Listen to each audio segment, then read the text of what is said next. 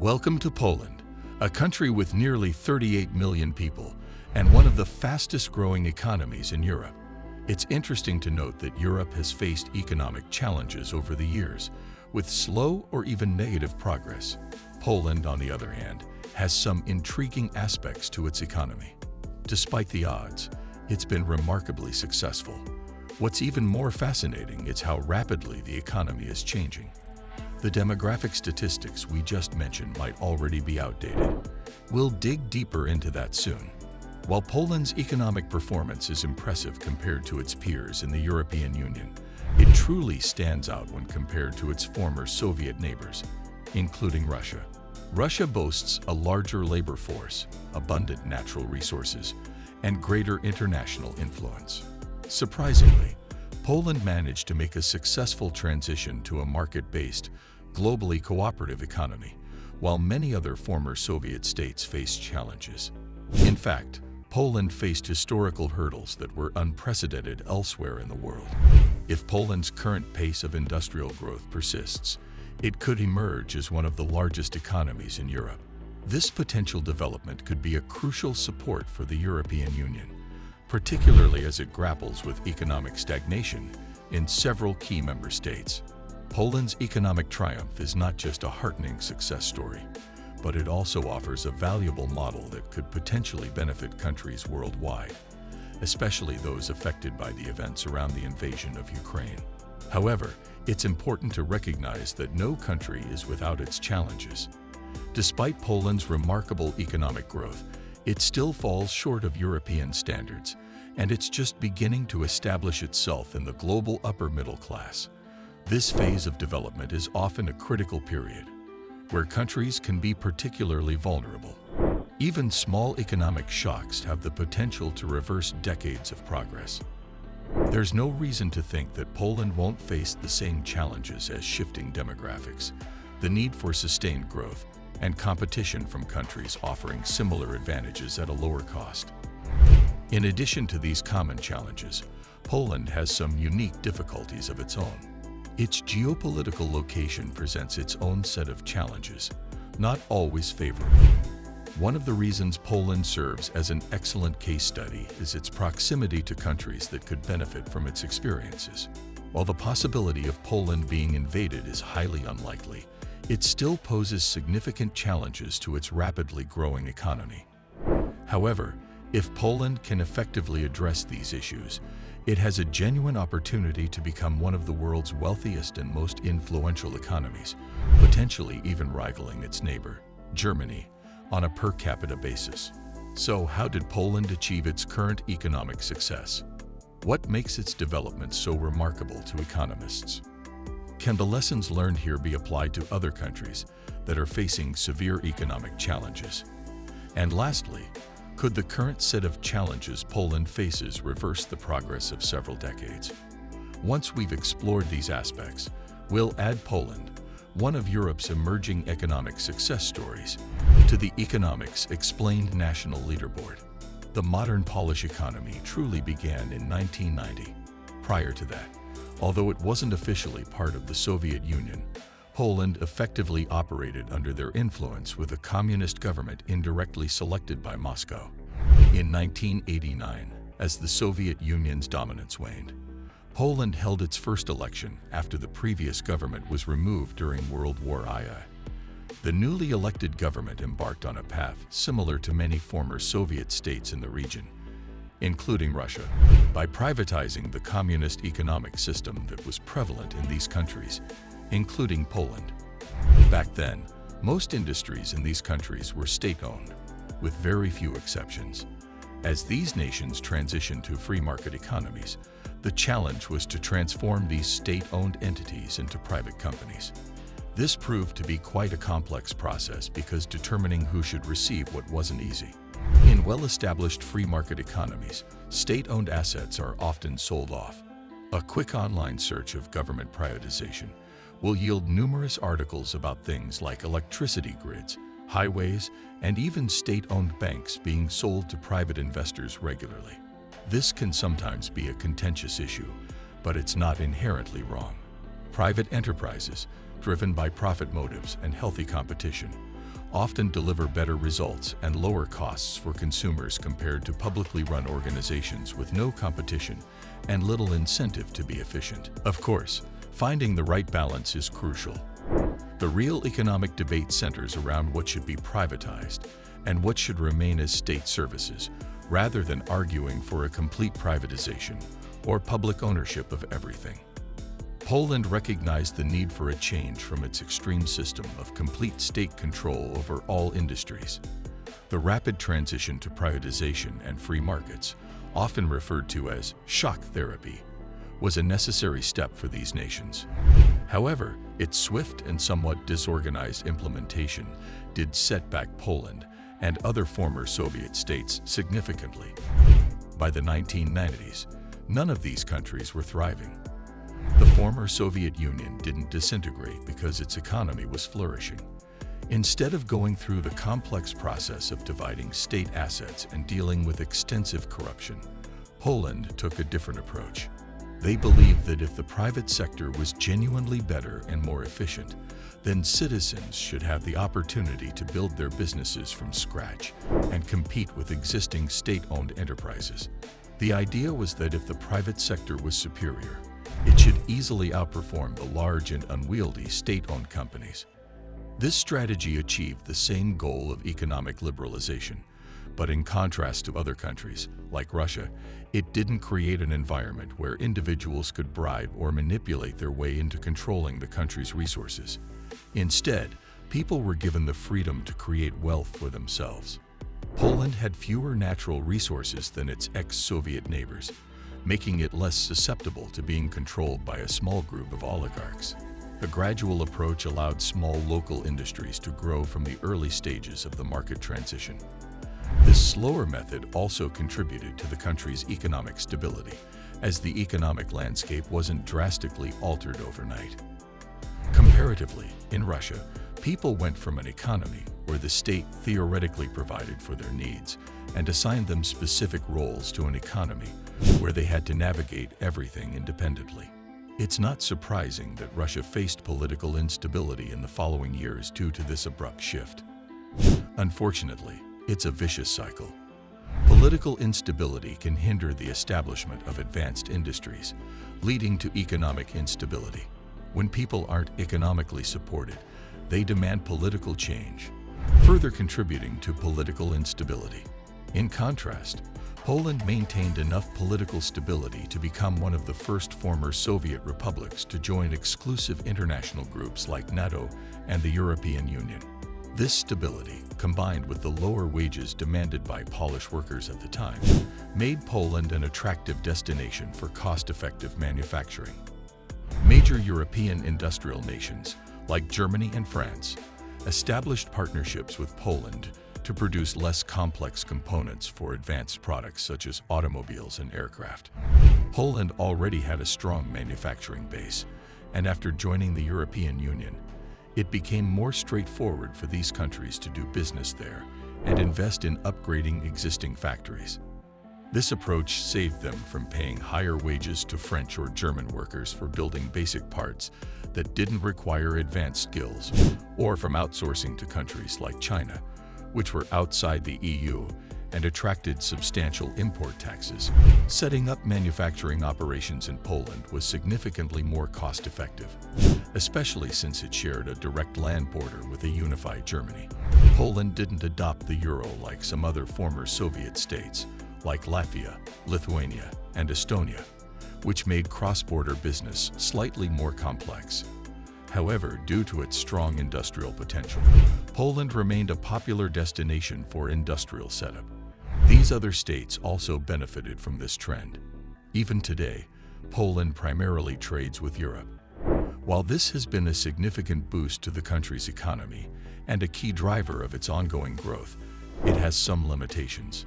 Poland has expanded its domestic economy by offering an increasing volume of progressively more advanced exports to major European manufacturing nations.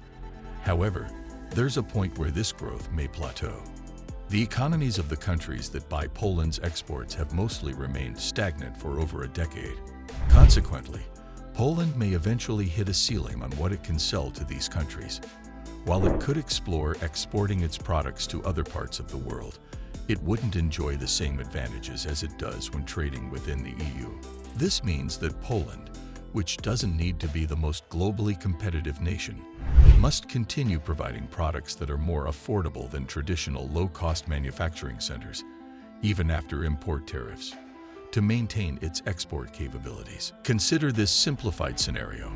Poland can produce a car air conditioning unit for 500 euros, while China, with its lower labor costs and advanced industry, can make the same unit for 400 euros. However, China faces a 150 euros import tax. In this case, even though China is more competitive, an EU country like Germany would prefer to buy the components from Poland. Keep in mind that the actual trade taxes and restrictions within the European Union are quite complex, but the underlying concept holds. While this arrangement has been beneficial for Poland, it does face limitations. If Poland attempted to engage in global trade, it would face competition from cheaper producers that it's currently shielded from due to its EU membership. Moreover, Poland's location, although advantageous for trade within Europe, does somewhat isolate it from direct access to the world's oceans, given its position along the Baltic Sea. If this trend continues, and we hope it does, wages will continue to rise as well. Eventually, Poland may lose its competitive edge as a low-cost manufacturing destination to other Eastern European nations on the rise. This phenomenon is known as the middle income trap, where a country becomes too wealthy to compete with low-cost labor, but not wealthy enough to establish its own advanced industries. We've discussed this topic on our channel before, looking at economies like South Korea, Japan, Taiwan, Vietnam, Brazil, and even China. Some countries successfully make the leap to higher income levels, while others struggle and regress.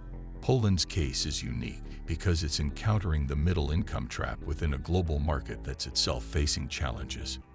But that's just the beginning of Poland's major challenges. Most economists agree that joining the EU was a positive move for Poland. It showcased that Poland was part of an exclusive club and provided access to a market that helped grow its economy. However, it came with drawbacks. One of them was the brain drain issue. Since the EU eliminated barriers for workers to find jobs in any member country, Poland faced a significant problem. The brightest, youngest, and most productive workers had the choice to stay in Poland or cross the border into Germany, where they could earn nearly twice as much for similar work in the same industry. Many educated young Polish workers had already learned German and English as second or third languages, making it an easy transition for them. Moreover, several companies operating in Poland also had branches in wealthier Western European countries. This allowed many Polish workers to remain with their employers while enjoying higher pay.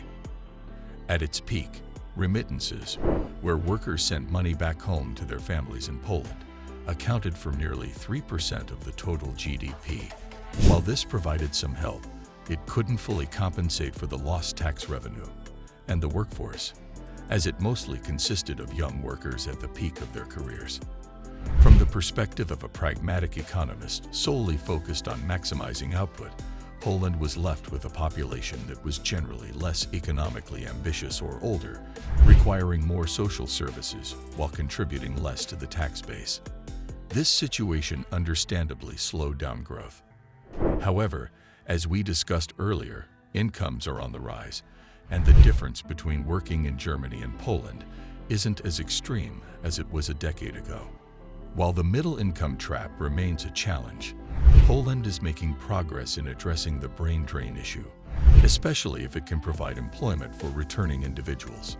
Monitoring the movement of young workers is important, but it's no longer the country's primary demographic concern. Apart from the nations directly affected by the Ukraine conflict, Poland has felt its impact intensely. Poland shares the same energy concerns as many other European countries. On top of that, due to its geographical location on the border of the conflict zone, it has been used as a hub for supplying military and civilian aid to Ukraine.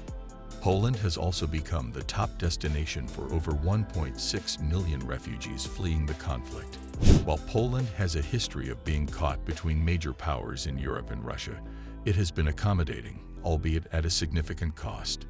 The influx of 1.6 million people into a relatively small country within just 2 years is bound to create an economic shock, especially when a significant portion of these newcomers are either elderly or young children. Looking at this from a very cold-hearted macroeconomic perspective, these individuals tend to consume more resources than they produce, which is indeed a challenge. The conflict shows no signs of ending, and even when the fighting eventually stops, many expect that people won't return due to the relative safety, better job opportunities, and higher living standards offered by Poland. Some issues surpass the goal of maximizing economic output, and this is unquestionably one of them. However, it's important to acknowledge that despite its recent success, Poland has not yet reached the status of a rich, advanced economy. A significant shock like this has the potential to reverse much of the hard-earned progress as the country navigates the challenging transition from a manufacturing center to an advanced service-based economy. Poland is facing multiple economic challenges. Besides the significant demographic shift due to the refugee influx, the country has committed to a substantial military expansion. If these plans materialize, Poland will boast the largest military in Europe, allocating as much as 5% of its total economic output to its defense, a higher percentage than during the final years of the Soviet Union, and more than double its current spending. Now let's place Poland, one of Europe's fastest-growing major economies, on the Economics Explained national leaderboard, beginning with its size.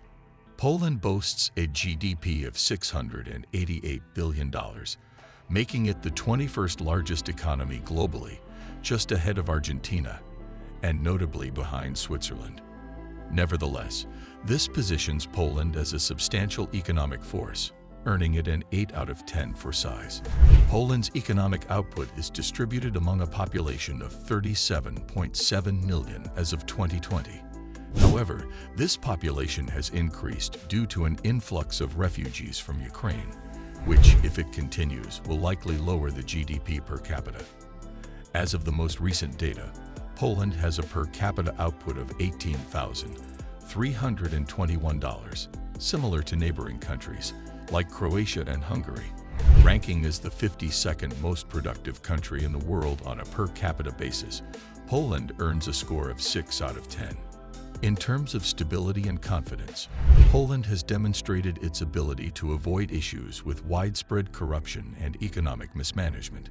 While not flawless, it outperforms most former Soviet states in this regard.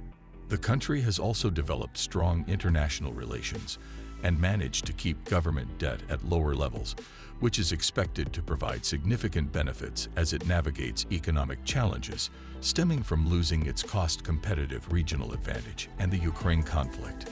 While Poland's growth has been robust when compared to regional standards, it's crucial to note that its regional peers have generally experienced slow or even negative growth. Poland's gradual and stable approach has been a hidden blessing. Countries boasting double-digit growth figures year after year often employ unsustainable practices that can jeopardize long-term economic success measured over decades. Poland's annual growth rate of around 5% is often considered an ideal range for a rapidly developing economy, although it falls below the exceptional outliers of the past decade. Hence, it receives an 8 out of 10. Furthermore, Poland has established a robust manufacturing sector and is transitioning into more advanced value-adding services, including technology, finance, and engineering. Currently, it earns a 7 out of 10 in this category because it's still growing, and none of its industries hold a world-leading position. However, if Poland continues its current development trajectory, this could change rapidly. With all factors considered, Poland secures an average score of 7.2 out of 10, positioning it favorably on the leaderboard. This is a commendable position, and we hope to see it even better when examining this rapidly developing economy in a few years' time. Thanks for watching, and goodbye.